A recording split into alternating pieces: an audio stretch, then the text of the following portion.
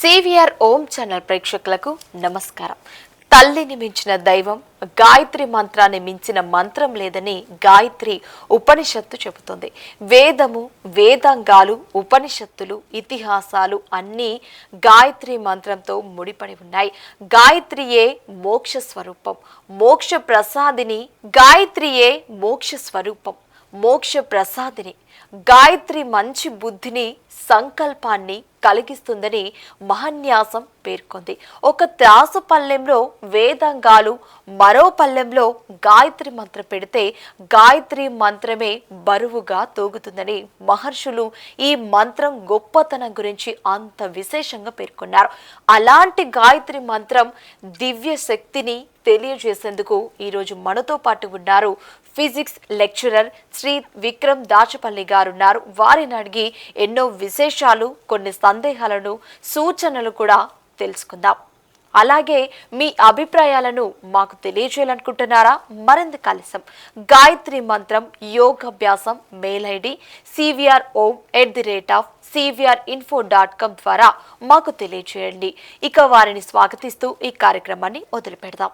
నమస్కారం అండి. నమస్తే అండి. ఎలా ఉన్నారు? All good. మీరు ఎలా ఉన్నారు? చాలా బాగున్నానండి. మీరు కూడా మా కార్యక్రమానికి రావడం చాలా సంతోషంగా ఉంది. అదేవిధంగా ఇలాంటి మరెన్నో విషయాలు కూడా తెలియజేశారు ఇదివరకు ఎపిసోడ్లో కూడా. ఇప్పుడు కూడా అంతకు మించి మంచి విశేషాలు కూడా తెలియజేస్తారని భావిస్తూ ఈ కార్యక్రమాన్ని అయితే స్టార్ట్ చేద్దాం. గాయత్రి మంత్రంలో ఉన్న 24 అక్షరాలు మన శరీరంలో ఎన్ని ప్రధాన నాడుల్ని ప్రేరేపిస్తాయని చెప్పి తెలియజేయవచ్చు? గాయత్రి మంత్రంలో ఉన్న 24 అక్షరాలు ప్రధానంగా ఏ నాడులు, ఆ నాడుల పేర్లు కూడా మన ఉపనిషత్తులలో మెన్షన్ చేశారు. యోగ శిఖోపనిషత్తులో రకరకాల నాడుల పేర్లు కూడా మెన్షన్ చేయబడింది. సో 24 నాడుల పేర్లు, ప్రధానమైన నాడులు ఏదైతే మీరు అడుగుతున్నారో ఆ పేర్లు నాకు గుర్తులేవు. కానీ మెయిన్లీ ఈడ, పింగళ, సుషుమ్న అనేవి మనకు యోగ సాధనలో ఈ 3 నాడులు ప్రధానంగా వినిపిస్తాయి.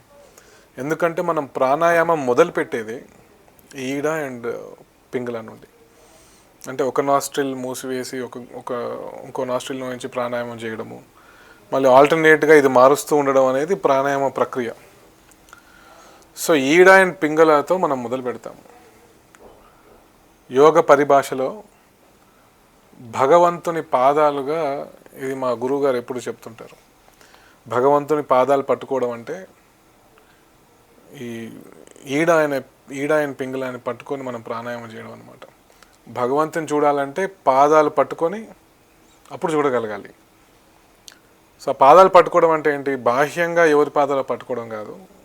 ఈ ముక్కు రంధ్రాలు ఆల్టర్నేట్ బ్రీతింగ్ ప్రాణాయామం చేస్తూ చేస్తూ చేస్తూ చేస్తూ భగవంతుని చూడడం అంటే లైక్ మెటఫారికలీ చెప్తుంటారు ఆయన.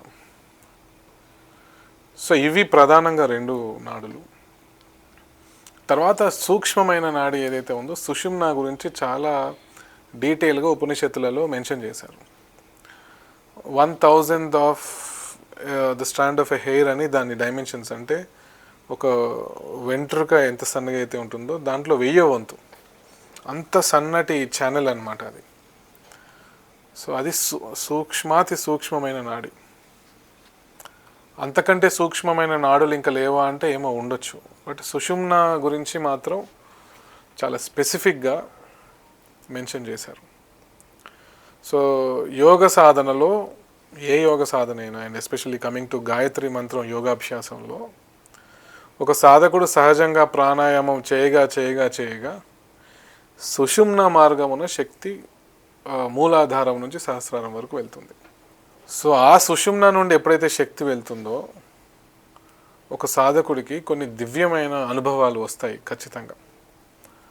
సో ఇది సుషుమ్న నుండి గాలి బయలుదేరితే ఇలా ఉంటుందా అనేది ఒక సాధకుడికి అది అనుభవంలో అర్థమవుతుంది. సో 24 అక్షరాలు 24 ప్రధానమైన నాడుల్ని ప్రేరేపించవచ్చు. బట్ వాటి పేర్లు నాకు ఐడియా లేదు. అండ్ జస్ట్ మనం రిఫరెన్స్ కోసం చదువుకోవడమే కానీ నాడుల పేర్లు తెలుసుకున్నంత మాత్రాన that has nothing to do with యోగాభ్యాసం.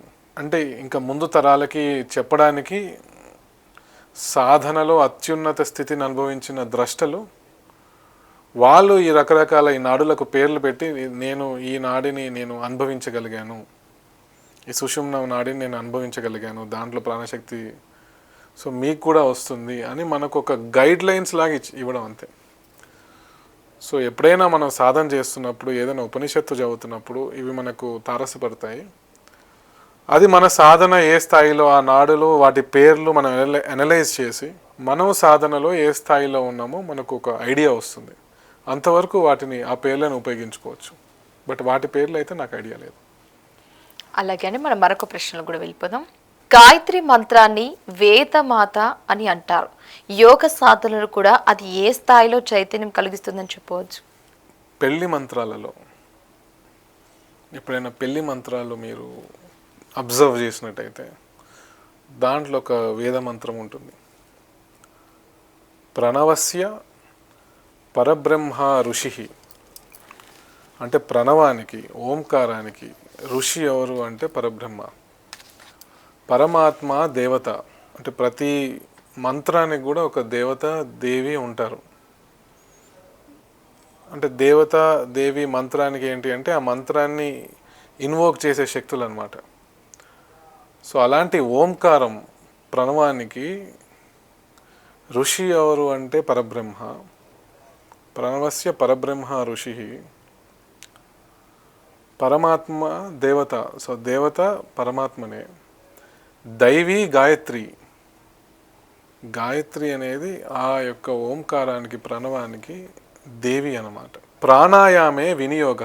మరి ఈ దేవీ దేవతలను ఈ ప్రణవాన్ని ఎలా నేను చేరుకోవాలి అంటే ప్రాణాయామే వినియోగ అని ఉంటుంది. సో పెళ్ళి అనే ఈ ప్రాసెస్ కూడా ఈ కుండలిని సాధన ఇద్దరు కలిసి, అంటే మీరు ఒక ప్రయాణం మొదలు పెడుతున్నారు భార్యాభర్తల్లాగా. సో అల్టిమేట్లీ మన పర్పస్ ఆఫ్ లైఫ్ ఏంటో తెలుసుకోవాలి, లైక్ సత్యాన్ని అన్వేషించాలి.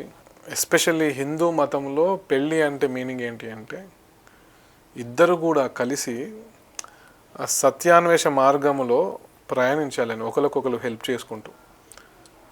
సో ఈ మార్గములో మనకు అత్యంత ఉన్నతమైన మార్గం ఏంటి అంటే గాయత్రి మార్గం అని ఆ పెళ్లి మంత్రాలలో ఉంటుంది. ఆ గాయత్రి మార్గాన్ని ఎలా మనం పట్టుకోవాలి అంటే ప్రాణాయామే వినియోగ. దానికి టూల్ ఏదైతే ఉందో అది ప్రాణాయామము. సో ఇప్పుడు నేను చెప్తున్నది అంతా కూడా పెళ్లి మంత్రాలలో ఉంటుంది. సో సహజంగా ప్రాణాయామము చేస్తూ ఈ గాయత్రి మంత్ర యోగాభ్యాసం చేయడం వల్ల డెఫినెట్లీ దానివల్ల చాలా ఉపయోగం ఉంటుంది. సో గాయత్రికి ప్రాణాయామానికి గాయత్రిని మనం రియలైజ్ అవ్వాలంటే ప్రాణాయామం ఈజ్ ద ఓన్లీ వే. అది కూడా ఎలాంటి ప్రాణాయామం అంటే సహజమైన ప్రాణాయామం. నేను చెప్పే పద్ధతి ఏదైతే ఉందో అది ఈ పద్ధతిలో ఎవరైతే సాధన చేస్తారో ఈ సాధన చేస్తున్నప్పుడు ఈ పెళ్లి మంత్రాలు కానీ మన సంధ్యావందన మంత్రాలు కానీ ఏ ఉపనిషత్తులు కానీ చదువుతున్నప్పుడు యూ కెన్ కోరిలేట్, మనకు డాట్స్ కనెక్ట్ అవుతాయి. సో డెఫినెట్లీ ప్రాణాయామానికి చాలా ప్రాధాన్యత ఉంది. అలాగే అండి, మనం మరొక ప్రశ్న కూడా వెళ్ళిపోదాం. గాయత్రి మంత్రంలో భూర్భువస్వహ అనే వాత్సులను యోగంలో ఏ స్థాయిలను సూచిస్తాయని చెప్పవచ్చు? గాయత్రి మంత్రంలో ఓం భూః భువః స్వహ. అవును. సో ఇవి లైక్ మూడు యోగం దగ్గరకు వచ్చే వరకు 3 గ్రంథులు అనుకోవచ్చు. అదే మనం సప్తవ్యాహృతులు భూలోకము, భువర్లోకము, సువర్లోకము, అలా సత్యలోకం వరకు 7 లోకాలు కూడా ఉంటాయి. అంటే the elaborated form of Gayatri మంత్రం. అవి సప్త చక్రాలుగా మనం తీసుకోవచ్చు. సో ఈ 3 లోకాలు అనేది మనం గాయత్రిలో 3 గుణాల కింద తీసుకోవచ్చు. 3 గ్రంథులు, బ్రహ్మ గ్రంథి, విష్ణు గ్రంథి, శివ గ్రంథుల్లా తీసుకోవచ్చు. సో యోగా పరంగా ఇలా డిఫరెంట్ ఏదైతే 3గా మనం చెప్తున్నారో అవి అన్నీ 3 లోకాలుగా మనకు కనిపిస్తాయి. And all the 3 dimensions of reality. ఇంకా సైంటిఫిక్గా మాట్లాడాలంటే 3 డైమెన్షన్స్ ఆఫ్ రియాలిటీని టోటల్లీ ఎక్స్ప్లోర్ చేయడమే. And in fact going beyond that is this Gayatri యోగాభ్యాస సాధన. అలాగే అండి, మనం మరొక ప్రశ్న కూడా వెళ్ళిపోదాం. గాయత్రి మంత్రం ధ్యాన సమయంలో ఓంకార ధ్వని అని ఏ చక్రంలో నినదించాలి అని చెప్పవచ్చు? గాయత్రి మీరు మంత్రం యాంగిల్లో అడిగారు, బట్ నేను యోగాభ్యాసం పాయింట్ ఆఫ్ వ్యూలో చెప్తున్నాను. ఎందుకంటే మన whole effort is to make people understand Gayatri అనేది యోగాభ్యాసం అనేది జస్ట్ మంత్రజపం కాదు, అది దాటి దాన్ని ఎక్స్ప్లోర్ చేయాలి, ఒక యోగ సాధనలా మనం చూడాలి అని చెప్పడానికి. దీంట్లో ఓంకారనాదం అనేది ఏ చక్రం నుంచి అనేది మీరు అడిగారు. అవునండి. సో క్లియర్లీ ఎప్పుడైతే సాధన మొదలవుతుందో మొట్టమొదట ఏ చక్రం నుంచి శక్తి బయలుదేరుతుందంటే విశుద్ధి. ప్రాణాయామము జరుగుతున్నప్పుడు ప్రాణశక్తి ఫస్ట్ ఈ కంఠస్థానం నుంచి బయలుదేరుతుంది కిందకి మూలాధారానికి, విశుద్ధి నుండి మూలాధారానికి వెళ్తుంది. మూలాధారం నుంచి అధసహస్రారము, మళ్ళీ మూలాధారము, సహస్రారం. ఇది ఇంతకుముందు నేను ఎపిసోడ్స్లో ఆల్రెడీ చెప్పాను శక్తి ప్రయాణం గురించి. సో ఓంకారనాదము ఏ చక్రానికి మెయిన్లీ రిలేటెడ్ అంటే విశుద్ధి చక్రానికి. మొట్టమొదట ఒక పర్టికులర్ చక్రానికి మనం ఓంకారనాదాన్ని యాక్చువల్లీ రిలేట్ చేయలేము. సో ఓంకారాన్ని మనం డిఫరెంట్ లెవెల్స్లో చూస్తే యాక్చువల్లీ ఒక్కొక్క చక్రం నుంచి ఒక్కొక్కటి ఉంటుంది. అవునండి. కాకపోతే విశుద్ధి అని ఎందుకు అంటున్నానంటే విశుద్ధి నుంచి అసలు క్లెన్జింగ్ అనేది ఇక్కడ నుంచి మొదలవుతుంది. విశుద్ధి నుంచి అప్పుడు బాహ్యమైన నాదములు వస్తాయి, మంచి స్వరబద్ధమైన నాదములు వెలువడతాయి, ఇవి బాహ్యనాదములు. ఇలా సాధనలో ప్రోగ్రెస్ అవగా అనాహత నాదము స్థాయికి ఒక సాధకుడు వెళ్తారు. అది మనం అనాహత చక్రము స్థాయిగా మనం చూడవచ్చు, ఎందుకంటే ఆల్రెడీ ఆ చక్రానికి ఆ పేరు ఉంది. సో ఓంకారం అనేది ఒక పర్టికులర్ చక్రానికి రిలేట్ చేయడానికి ఏం లేదు, because it is everything and everywhere ఓంకారం అనేది. కాకపోతే మన సాధనలో బాహ్యమైన నాదములు, సూక్ష్మమైన నాదములు ఎక్కడి నుంచి మొదలవుతాయంటే విశుద్ధి చక్రం నుంచి మొదలవుతాయి. అలాగే అండి, మనం మరొక ప్రశ్నలో కూడా వెళ్ళిపోదాం. గాయత్రి జపం యోగికంగా అంటే ఎలాంటి కర్మశుద్ధిని కల్పిస్తుందని చెప్పవచ్చు? గాయత్రి మంత్రం కంటే కూడా గాయత్రి యోగాభ్యాసము ఎలాంటి కర్మశుద్ధిని ఒక సాధకుడికి కల్పిస్తుందని మనం ఆలోచిస్తే, ఎప్పుడైతే ఈ సరెండరింగ్ క్వాలిటీ డెవలప్ అవుతుందో అంత బాగా ఈ గాయత్రి సాధన జరుగుతున్నట్టు దానికి అర్థం. ఎప్పుడైతే ఈ సరెండరింగ్ క్వాలిటీ ఒక సాధకుడు సాధనలో పెంచుకుంటాడో అది తన నిత్య జీవితంలో కూడా తను చేసే ప్రతి పనిలో, ప్రతి కర్మలో రిఫ్లెక్ట్ అవుతుంది. సో కర్మశుద్ధి అంటే ఏంటి అంటే భగవద్గీతలో కూడా చెప్పినట్టు కర్మయోగము, కర్మ సన్యాసము గురించి ఒక చాప్టర్ ఉంటుంది. కర్మ సన్యాస యోగ అని చాప్టర్ 5 అనుకుంటా భగవద్గీతలో. దాంట్లో అర్జునుడు కృష్ణుని అడుగుతాడు, కర్మయోగము గొప్పదా, కర్మ సన్యాసము గొప్పదా అని. అంటే చాలా మందికి ఈ కాన్ఫ్లిక్ట్ ఉంటుంది. కర్మ సన్యాసం అంటే అసలు ఏ పని చేయకుండా వదిలేయడము, వదిలేసి ఈ కంప్లీట్ వరల్డ్ నుంచి కట్ ఆఫ్ అయిపోయి అడవిలో ఉంటూ నేను సన్యాసిని అని భావిస్తూ కాషాయ వస్త్రాలు ఏదో ధరిస్తూ, రోప్స్ ధరిస్తూ నాకు ఈ ప్రపంచంతో సంబంధం లేదు అని ఉండడాన్ని కర్మ సన్యాసం అని అనుకుంటారు. కర్మయోగం అంటే చేసే పనినే వర్క్ ఈజ్ వర్షిప్ అంటారు కదా, అలా పనినే ప్రేమిస్తూ పని చేసుకుంటూ వెళ్ళిపోవడం. ఇంకా సో అర్జునుడు అందరికీ ఉన్న ఈ కామన్ మ్యాన్ లాగానే అడుగుతాడు కృష్ణుడిని, కర్మయోగము గొప్పదా, కర్మ సన్యాసము గొప్పదా అని. నువ్వు రెండూ చెప్తున్నావు కదా, కర్మ సన్యాస యోగం అని చెప్తున్నావు కదా, మరి కర్మయోగం గొప్పదా ఈ సత్యాన్వేషణ మార్గంలో సత్యాన్ని చేరుకోవడానికి, లేదా కర్మ సన్యాసం గొప్పదా అంటాడు. ఆ చాప్టర్ అంటే ఎండింగ్లో ఫస్ట్లో కృష్ణుడు ఏమంటాడంటే కర్మ సన్యాసం కంటే కూడా కర్మయోగం గొప్పదని చెప్పి, లాస్ట్కి కర్మ సన్యాసం అయినా కర్మయోగం అయినా ఒకటే, రెండు వేరు కాదు. యాక్చువల్లీ ఇది ఒక మిస్కన్సెప్షన్. కర్మ సన్యాసం అంటే కర్మ అనే దాని నుంచి మొత్తానికే కట్ ఆఫ్ అయిపోయి ఎక్కడో అడవుల్లో బతకడం కాదు, దాని నుంచి వచ్చే ఫలితాన్ని ఆశించకుండా జస్ట్ కర్మ చేసుకుంటూ వెళ్ళిపోవడం అని. సో కర్మ సన్యాసం అన్నా కూడా కర్మయోగమే, రెండు ఒకటే. పేర్లు దాని వ్యూ పాయింట్ వేరైనప్పటికీ కూడా ఒక కర్మయోగి అయినా కర్మ సన్యాసి అయినా చేయాల్సింది ఒకటే, ఆ కర్మ యొక్క ఫలితం మీద ఎట్లాంటి ఆసక్తి లేకపోవడం అంతే. సన్యాసం అంటే అడవుల్లో పోయి ఉండడం కాదు, ఇక్కడే ఉంటూ సెల్ఫ్లెస్గా వర్క్ చేయడం అంతే.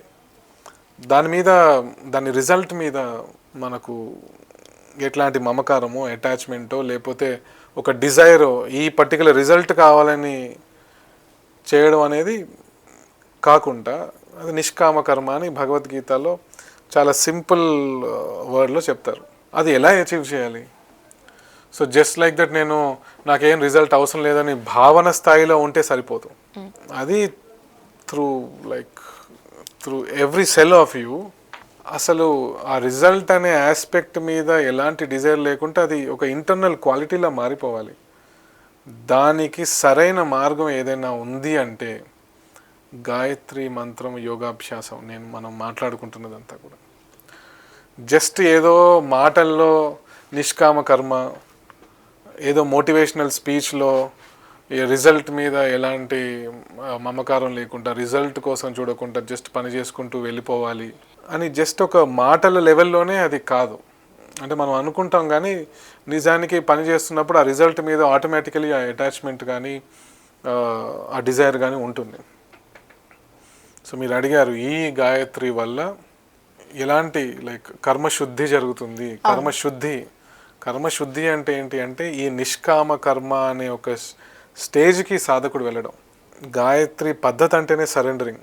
ఈ గాయత్రి సాధనలో కూడా ఏదో ఆశిస్తూ ఏదో సిద్ధి పొందాలని చేసే సాధన అయితే ఖచ్చితంగా కాదు.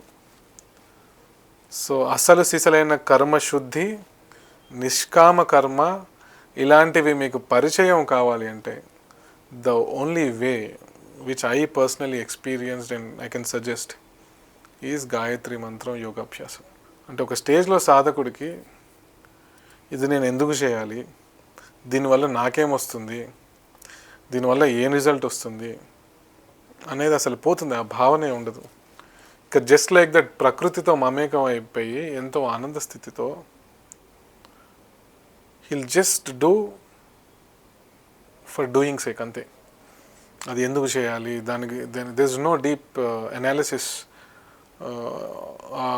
సెల్ఫ్ కానీ ఈగో కానీ వర్క్లో రాదు. సో డెఫినెట్లీ అసలు సిసలైన కర్మశుద్ధి జరుగుతుంది. సో చక్కటి ప్రశ్న వేశారు మీరు. కాకపోతే జపం వల్ల మాత్రమే కాదు ఇది సాధ్యము, యోగాభ్యాసం వల్ల సాధ్యము. అలాగే అండి.